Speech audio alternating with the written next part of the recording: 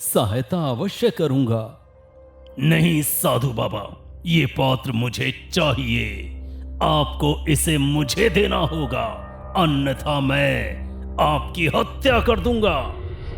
मैं आपके दुष्ट मंसूबों को पहचान गया हूं महाराज।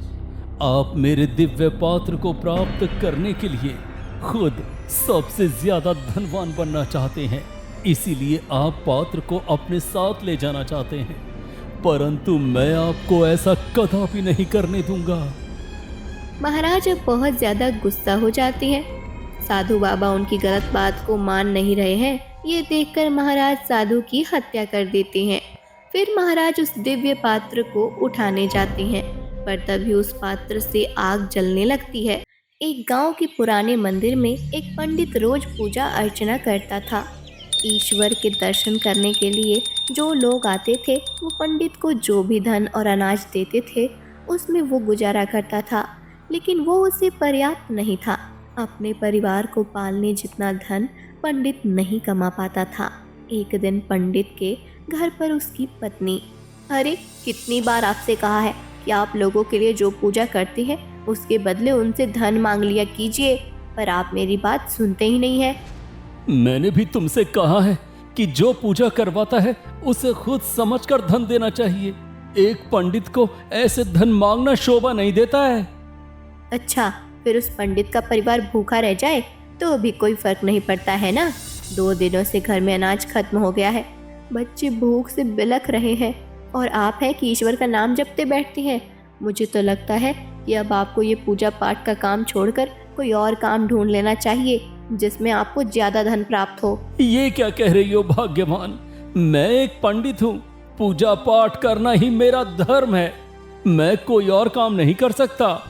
मुझे ईश्वर पर पूरा विश्वास है, वो एक ना एक दिन मेरे इस पूजा का फल मुझे अवश्य देंगे।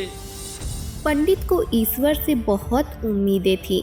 पंडित की एक आदत थी, वो रोज पूजा पाठ होने के बाद एक पंछी को खाना खिलाता था, चाहे उसके पास खुद के लिए कुछ खाने को ना हो, पर वो पंछी को कभी भूखा नहीं रखता था। एक दिन पंडित बहुत परेशान बैठा हुआ है। ये देखकर पंछी उसके पास आता है और रहस्यमय अंदाज में बोलने लगता है। पंडित जी, आप आज ऐसे चुप और मायूस क्यों बैठे हैं? क्या हुआ है? पंछी को बोलते हुए देखकर पंडित चौंक जाता है। कुछ देर के बाद वो समझ जाता है कि ये पंछी कोई सामान्य पंछी नहीं हो सकता। पंडित उससे कहता है, क्या बताऊं, 2 दिनों से घर में खाने के लिए कुछ भी नहीं है। इन 2 दिनों में किसी ने पूजा नहीं करवाई है, इसलिए मुझे धन भी नहीं मिला है और ना अनाज। अब घर में पत्नी और बच्चों को क्या खिलाऊं, ये सोच सोच कर परेशान हो गया हूं। आज तक एक दिन भी ऐसा नहीं गया है जब तुमने मुझे खाना नहीं खिलाया है, इसलिए मेरा भी फर्ज बनता है कि मैं तुम्हारे लिए कुछ करूं। तुम मेरे लिए क्या कर सकते हो?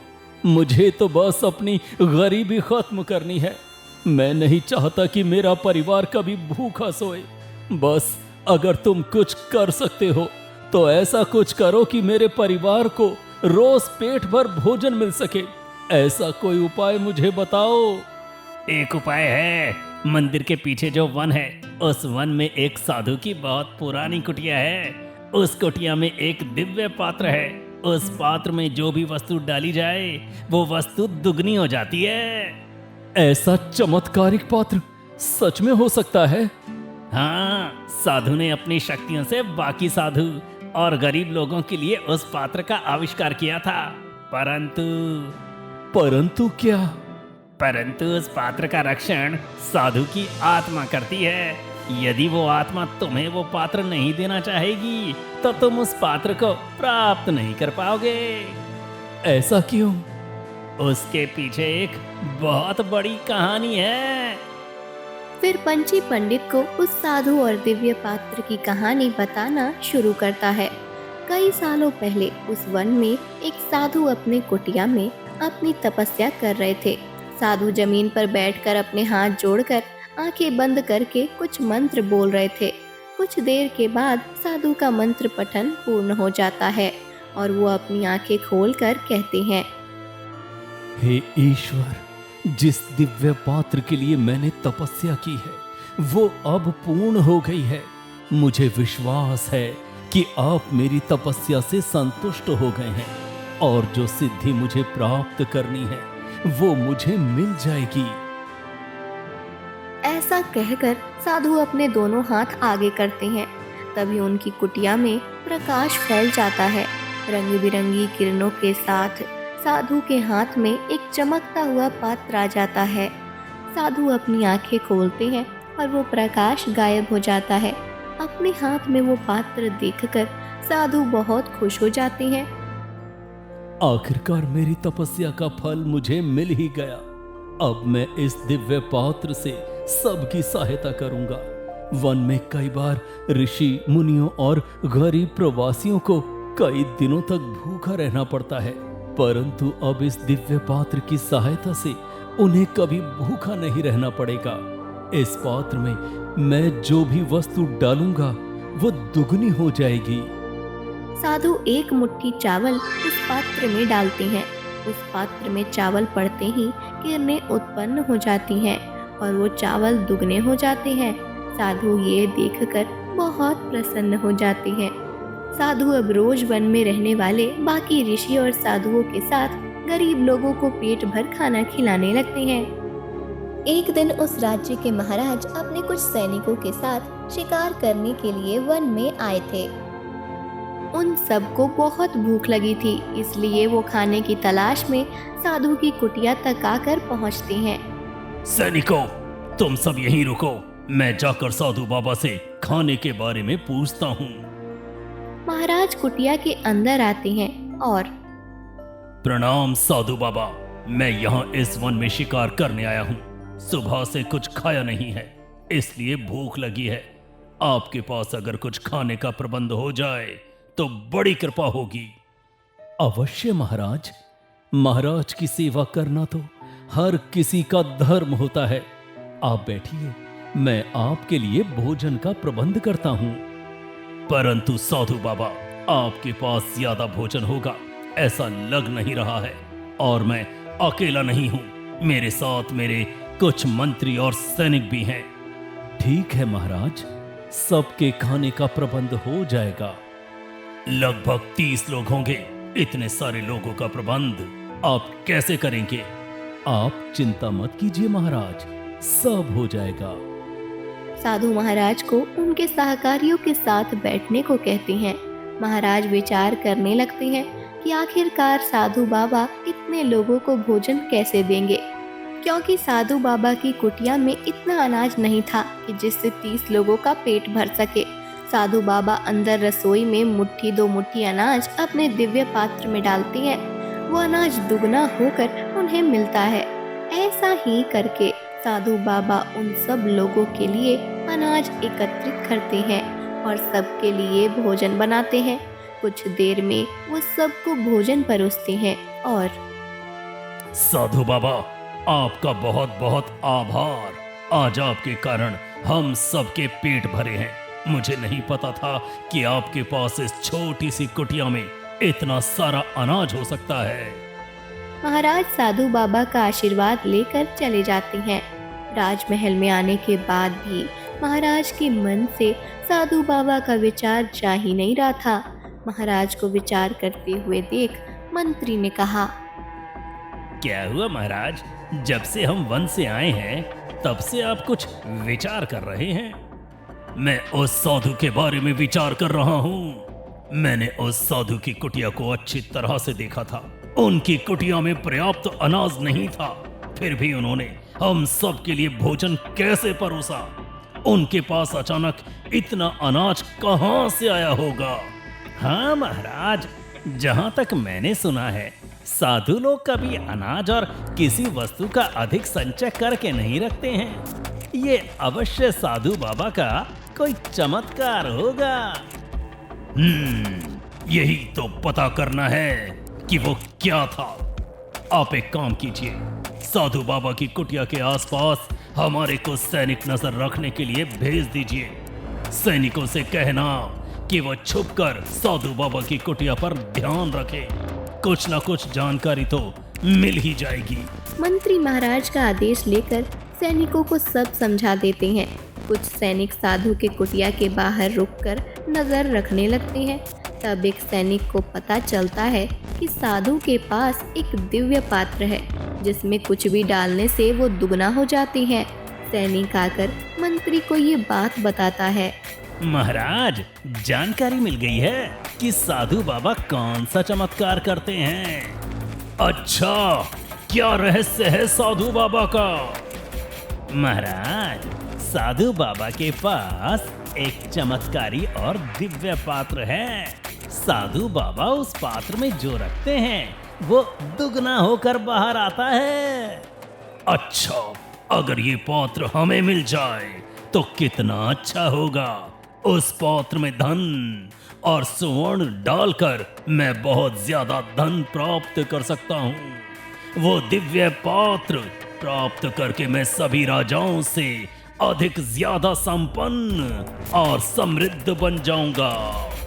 महाराज उस दिव्य पात्र को प्राप्त करने की योजना बनाने लगते हैं। 2 दिनों के बाद महाराज अकेले साधु के पास आते हैं। महाराज को फिर आया हुआ देखकर साधु कहते हैं। महाराज, आज फिर आप यहाँ आए हैं?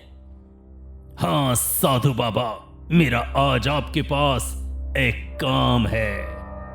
हाँ बताइए महाराज, मैं यथाशक्ति आपकी सहायता करने का प्रयत्न करूंगा। साधु बाबा, मुझे ये पता चला है कि आपके पास कोई दिव्य पात्र है जिस पात्र की मदद से आपको कभी अनाज कम नहीं पड़ता है। मैं चाहता हूं कि आप वो पात्र मुझे दे दें। मेरे पास यदि वो पात्र रहेगा तो मेरे पूरे राज्य के लिए मैं उस पात्र का उपयोग कर सकता हूं। साधु बाबा के पास किसी के मन की बात पहचान लेने की शक्ति थी। उस अंतर्ज्ञान से साधु समझ जाते हैं कि महाराज झूठ बोल रहे हैं और उस पात्र का उपयोग अपने स्वार्थ के लिए करने वाले हैं। महाराज, वो पात्र मैंने वन में रहने वाले ऋषि और गरीब प्रवासियों के लिए अपनी तपस्या और शक्ति के बल पर प्राप्त किया है। वो मैं आपको नहीं दे सकता। आपने तो मुझे कहा था कि आप मेरी सहायता करेंगे, पर अब आप आपकी बात से पलट रहे हैं। मैंने आपको सहायता करने की बात की थी महाराज, और सहायता तो मैं पात्र को मेरे पास रखकर भी कर सकता हूँ। आपको अपनी प्रजा के लिए जितने भी धन धान्य की आवश्यकता हो वो मुझे बता दीजिए, सहायता अवश्य करूंगा। नहीं साधु बाबा, ये पात्र मुझे चाहिए। आपको इसे मुझे देना होगा, अन्यथा मैं आपकी हत्या कर दूंगा। मैं आपके दुष्ट मंसूबों को पहचान गया हूं महाराज। आप मेरे दिव्य पात्र को प्राप्त करने के लिए खुद सबसे ज्यादा धनवान बनना चाहते हैं, इसीलिए आप पात्र को अपने साथ ले जाना चाहते हैं, परंतु मैं आपको ऐसा कदापि नहीं करने दूंगा। महाराज अब बहुत ज्यादा गुस्सा हो जाते हैं। साधु बाबा उनकी गलत बात को मान नहीं रहे हैं। ये देखकर महाराज साधु की हत्या कर देते हैं। फिर महाराज उस दिव्य पात्र को उठाने जाते हैं, पर तभी उस पात्र से आग जलने लगती है और महाराज के दोनों हाथ उस आग में जल जाते हैं। साधु की आत्मा उस पात्र का रक्षण करती है। लालच से भरा कोई भी उस दिव्य पात्र को स्पर्श भी नहीं कर सकता। यदि किसी ने लालच और स्वार्थ भाव से उस पात्र को उठाने की कोशिश की तो उसके दोनों हाथ जल जाएंगे। ऐसा साधु बाबा का श्राप है। अब तुम ही बताओ कि क्या ये सब जानने के बाद भी तुम उस दिव्य पात्र को प्राप्त करने जाओगे? मेरे मन में स्वार्थ नहीं है, मैं तो बस अपने परिवार का पेट पालना चाहता हूँ। मैं एक बार उस पात्र को प्राप्त करने की कोशिश तो कर सकता हूँ। पर याद रहे, उस पात्र तक पहुंचने के लिए भी तुम्हें कुछ परीक्षाएं देनी पड़ेंगी। यदि तुम उस परीक्षा में सफल हो गए तो ही तुम साधु की कुटिया तक पहुंच सकते हो। ठीक है, मैं उस कुटिया और उस दिव्य पात्र तक पहुंचने के लिए हर संभव कोशिश करूंगा। अब पंछी और पंडित दोनों वन की तरफ चल पड़ते हैं। पंडित चलते हुए जाने लगते हैं और पंछी उसके आसपास उड़ने लगता है। कुछ दूर जाने के बाद पंडित को एक तालाब दिखाई देता है। बहुत प्यास लगी है, मैं जरा यहाँ पानी पी लेता हूँ। ठीक है, देखो इस तालाब से तुम्हें पानी प्राप्त होता है या और कुछ। पंडित को पंछी की कही हुई बात समझ नहीं आती है। वो तालाब के किनारे बैठकर पानी पीने के लिए नीचे झुकता है। तब उसे अपने मन की बातें उस तालाब के पानी में दिखाई देने लगती हैं। उसे ऐसे चित्र दिखने लगते हैं जो बातें उसका मन चाह रहा था। वो पीछे हट जाता है और पंछी से कहता है, इस तालाब में मुझे अपने ही मन की बातें दिखाई दे रही हैं। मेरा परिवार पेट भर के भोजन कर रहा है। ये चित्र मुझे उस तालाब में दिखाई दिया है। ये तालाब मनुष्य के मन के अंदर के सच बात दिखाता है। यदि तुम्हारे मन में लालच होता तो वो इस तालाब के पानी में दिख जाता, परंतु ऐसा नहीं हुआ। इसका अर्थ ये है कि तुम सच में सज्जन हो। अब दोनों आगे चले जाते हैं। आगे के रास्ते में बहुत ज्यादा पेड़ थे। रास्ते के दोनों तरफ बड़े बड़े पेड़ खड़े थे जिनसे रोशनी निकल रही थी। जैसे जैसे पंडित उन पेड़ों के पास जाता है, उन पेड़ों से आवाज आने लगती है। पेड़ पंडित से कहते हैं कि आगे मत जाओ, यहाँ हमारे पास आओ, हम तुम्हें धनवान बना देंगे। पंडित समझ जाता है कि अब ये उसकी दूसरी परीक्षा है। ये सब पेड़ उसे धन का लालच दे रहे हैं। अगर वो उन पेड़ों की बात सुनकर उनके पास चला जाता तो पता नहीं उसके साथ क्या हो जाता। पंडित पेड़ों की बातों को अनसुना करके आगे चला जाता है। पंडित साधु की कुटिया के पास पहुंच जाता है। यही साधु बाबा की कुटिया है, अब तुम उस कुटिया के अंदर चले जाओ। पंडित अब उस कुटिया के अंदर चला जाता है। वो देखता है कि कुटिया के बीचों बीच एक सुनहरे रंग से चमकने वाला पात्र रखा हुआ है। ये अवश्य वही पात्र होगा। पंडित अब उस पात्र के पास जाता है और वह बैठकर अपने हाथ जोड़कर कहता है, साधु बाबा, मैं इस पात्र को बिना किसी लालच और स्वार्थ के भाव से यहाँ लेने के लिए आया हूँ। मैं बस अपने परिवार को पेट भर भोजन खिलाना चाहता हूँ। बस इसीलिए मुझे ये पात्र चाहिए। जब मेरी जरूरत पूरी हो जाएगी, मैं इस पात्र को यहाँ खुद आकर रख दूंगा। ऐसा कहकर पंडित घबराते हुए उस दिव्य पात्र को अपने हाथ में उठाता है। पंडित के स्पर्श करने के बाद उस पात्र से आग नहीं निकलती है और ये देखकर पंडित बहुत खुश हो जाता है। पंडित उस पात्र के साथ कुटिया के बाहर आता है। ये देखकर, तुम सच में भाग्यशाली हो जो तुम्हें ये पात्र प्राप्त हो गया है। यदि तुम सज्जन नहीं होते तो साधु बाबा की आत्मा तुम्हें ये पात्र कभी मिलने नहीं देती। अब तुम घर जाओ और इस पात्र की सहायता से अपने परिवार को भोजन खिलाओ। पंडित खुश होकर वो दिव्य पात्र लेकर अपने घर आता है। उसके हाथ में वो पात्र देखकर उसकी पत्नी कहती है, ये क्या, कुछ नहीं मिला तो आप ये कटोरा उठा कर ले आए हैं कहीं से? अब क्या हमें भीख मांगनी पड़ेगी? नहीं भाग्यवान, तुम गलत समझ रही हो। ये कोई साधारण कटोरा नहीं है। ये एक दिव्य शक्तियों से युक्त पात्र है। इसमें हम जो भी डालेंगे वो दुगना होकर हमें मिलेगा। क्या ऐसा कोई पात्र कभी होता है क्या? क्यों आप हमें झूठी तसल्ली दे रहे हैं? मैं झूठ नहीं बोल रहा हूँ। फिर पंडित पूरी बात अपनी पत्नी को बता देता है। पंडित के 3 बच्चे उस पात्र के पास आकर दिखने लगते हैं। मुझे अब भी इस बात पर विश्वास नहीं हो रहा है। ठीक है, तुम मुझे कहीं से एक मुट्ठी चावल ला कर दो, फिर हम इस दिव्य पात्र का चमत्कार देखते हैं। हमारे पास तो चावल नहीं है, मैं कहीं से मांग कर ले आती हूँ। फिर देवयानी गांव में बहुत घरों में जाती है, लेकिन उसे कोई कुछ नहीं देता है। फिर वो ठाकुर के घर आती है और उसकी पत्नी से कहती है, ठाकुराइन जी, मुझे थोड़े से चावल दे दीजिए, घर में थोड़ा सा भी अनाज नहीं बचा है। क्यों, आजकल लगता है पंडित को कुछ कोई देता नहीं है। अरे तुम्हारा पंडित भी कभी किसी से सामने से कुछ मांगता नहीं है, इसलिए अब तुम्हें मांगने आना पड़ गया है। कोई बात नहीं ठाकुराइन, आप बस मुझे थोड़े से चावल दे दीजिए, मैं जल्दी ही आपको चावल लौटा दूंगी। हाँ हाँ, बड़ी आई चावल लौटाने वाली। रुक यहीं, लेकर आती हूँ। ठकुराइन इतराते हुए अंदर जाती है और देवयानी को थोड़े से चावल देती है। देवयानी वो चावल घर लेकर आती है और पंडित के हाथ में देती है। पंडित उन चावलों को उस दिव्य पात्र में डालता है और रंग बिरंगी किरणें फैल जाती हैं। कोई जादू हो जाता है और वो चावल दुगने हो जाते हैं। तीनों बच्चे तालियां बजाने लगते हैं। देवयानी हक्की बक्की होकर उस चमत्कार को देखने लगती है। देखा तुमने, मैंने कहा था ना कि ये साधारण पात्र नहीं है। अब तो तुम विश्वास करती हो ना? हाँ, मुझे आप पर पूरा विश्वास है। ये तो सच में चमत्कारी पात्र है। इस पात्र से तो हमारी सारी मुसीबतें हल हो जाएंगी।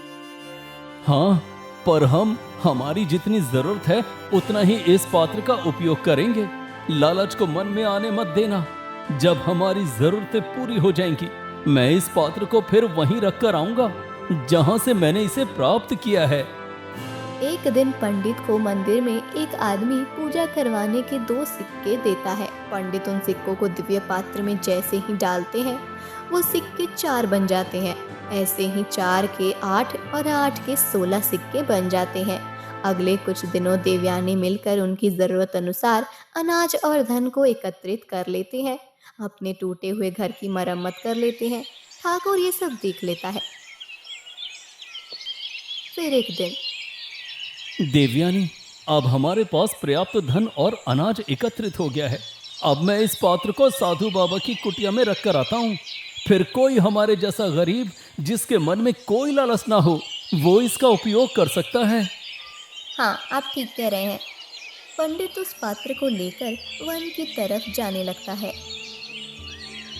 देवयानी ठकुराइन को उसके दिए हुए चावल के बदले दुगने चावल देती है। ठकुराइन देवयानी के शरीर पर नई साड़ी देखती है। वो ठाकुर को आकर बताती है कि पंडित की पत्नी ने दुगना अनाज लौटाया है। कल परसों तक तो उनके पास बिल्कुल भी धन नहीं था और अब वो नए कपड़े पहन रहे हैं। हाँ, मैं जानता हूँ और ये भी जानता हूँ कि उस गरीब पंडित के पास इतना धन कहाँ से आया है। उस दिन मैंने उसके बच्चों को आपस में उस चमत्कारी पात्र की बात करते हुए सुना था। जरूर ये सब उस पात्र की वजह से हो रहा है। अच्छा, अगर ऐसा पात्र हमें मिल जाए तो? मैं भी यही सोच रहा हूँ। मैं जाकर उस पंडित का पीछा करता हूँ, कुछ तो पता चल जाएगा। फिर ठाकुर पंडित का पीछा करने लगता है। वो देखता है कि पंडित वन की तरफ जा रहा है और उसके हाथ में एक पात्र है। ठाकुर समझ जाता है कि ये वही पात्र होगा। ठाकुर दूर से पंडित को साधु की कुटिया में जाता हुआ देखता है और तो यहाँ मिला था उसे वो चमत्कारी पात्र। अब उस पात्र को मैं प्राप्त करूंगा। ऐसा कहकर ठाकुर अगले दिन वन में आता है। उसके मन में उस पात्र को हासिल करने की तीव्र इच्छा थी। आज उसे वो तालाब दिखाई देता है और ठाकुर उस तालाब के पास जाता है। तब तालाब उसे उसके मन का प्रतिबिंब दिखाता है। अरे, ये तालाब तो मुझे मेरे मन की बात दिखा रहा है। कैसा रहस्यमय तालाब है जिसे ये पता है कि मेरे मन में उस पात्र को हासिल करने का लालच है। चलो, जो है वो है। ऐसा सोचकर ठाकुर आगे चला जाता है। आगे जाकर उसे वो प्रकाशित पेड़ दिखाई देते हैं। वो पेड़ ठाकुर को भी धन का लालच देते हैं, लेकिन ठाकुर उनकी बात नहीं सुनता और आगे जाने लगता है। अरे, इन पेड़ों को काटकर मैं धन तो कमा लूंगा, लेकिन अगर वो दिव्य पात्र मेरे पास हो तो मेरे पास आने वाला धन कभी खत्म नहीं होगा। मैं इस विश्व का सबसे धनवान व्यक्ति बन जाऊंगा जिसे कभी कोई हरा नहीं सकता। ठाकुर सोचते हुए आगे जाता है और साधु की कुटिया में जाकर पहुंच जाता है। उसे कुटिया में रखा हुआ वो दिव्य पात्र दिखाई देता है। अरे, ये चमत्कारी पात्र तो यहीं रखा हुआ है। वो पंडित भी बेवकूफ है। इतना मूल्यवान वस्तु को कोई ऐसे कैसे छोड़कर जा सकता है। चलो, अब धनवान बन जाऊंगा। ऐसा कहकर ठाकुर उस पात्र को उठाने लगता है। तभी उस पात्र में आग जलने लगती है और ठाकुर के दोनों हाथ जल जाते हैं। ठाकुर अपने जलते हुए हाथ लेकर भागकर हवेली में वापस आता है। उसे भागते हुए पंछी देख लेता है। उस समय पंडित मंदिर में पूजा कर रहा था। पंछी पंडित के पास आता है और उसे ठाकुर के बारे में बताता है। ये बहुत बुरा हुआ ठाकुर के साथ। चलो, हम उसके पास जाते हैं। पूरे गांव में ये बात फैल जाती है। पंडित ठाकुर के पास आता है और पंडित, तुमने ही ऐसा कुछ किया है जिस कारण मेरे हाथ जल गए हैं। जब वो चमत्कारी पात्र तुम्हारे पास था तब तो वो नहीं जल रहा था, फिर अब क्या हुआ? ठाकुर साहब, उस पात्र की एक विशेषता है। जो कोई भी स्वार्थ और लालच से भरकर उस दिव्य पात्र को हाथ लगाता है, उसके साथ यही होता है। साधु बाबा की आत्मा इस पात्र की रक्षा करती है। मैंने उस पात्र को लालच के लिए नहीं, अपनी जरूरतें पूरी करने के लिए प्राप्त किया था, पर आपने अपने स्वार्थ के लिए इसे प्राप्त करना चाहा, इसलिए ये सब हुआ है। गांव वाले भी वहां पहुंच जाते हैं। सबको उस दिव्य पात्र और उसके श्राप की बात पता चलती है। तभी पंछी कहता है, पंडित, मुझे लगता है कि तुम ही उस पात्र के योग्य हो। अब उस पात्र के विषय में सबको पता चल गया है। कोई भी उस पात्र को लालच से भरकर प्राप्त करने की इच्छा ना करे, इसलिए अब तुम ही उसे अपने पास रख लो। पर मैं उस पात्र को अपने पास कैसे रख सकता हूँ? मुझे उसकी कोई जरूरत नहीं है। पंडित ऐसा कह ही रहा था कि तेज हवा का झोंका आता है।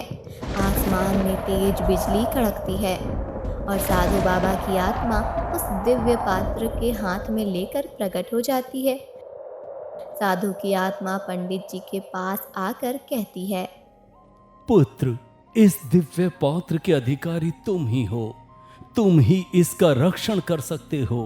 तुम जैसे सज्जन व्यक्ति के पास इसका होना इस पात्र का सद्भाग्य होगा।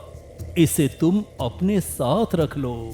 परंतु साधु बाबा, मेरा कोई स्वार्थ नहीं है और ना ही मुझे धन का लालच है, इसीलिए ये पात्र तुम्हारे योग्य है। तुम इस पात्र की सहायता से गरीबों को धन धान्य दे सकते हो, अपने गांव के लिए कुछ कार्य कर सकते हो। इसे अपने पास रखो। सबको मेरे श्राप के विषय में जानकारी मिल गई है, इसलिए मुझे नहीं लगता कि कोई भी इसे प्राप्त करने का प्रयास करेगा। अब तुम अपने साथ बाकी गरीबों को भी धनवान होने का मार्ग दिखा सकते हो। इतना कहकर साधु बाबा की आत्मा गायब हो जाती है। पंडित अब उस पात्र की मदद से पूरे गांव की मदद करने लगता है। श्राप के कारण कोई भी दिव्य पात्र को हासिल करने की सोचता भी नहीं है। पूरे गांव में आने वाले कई सालों तक पंडित और उसके उस दिव्य पात्र की कहानियां सुनाई जाती हैं।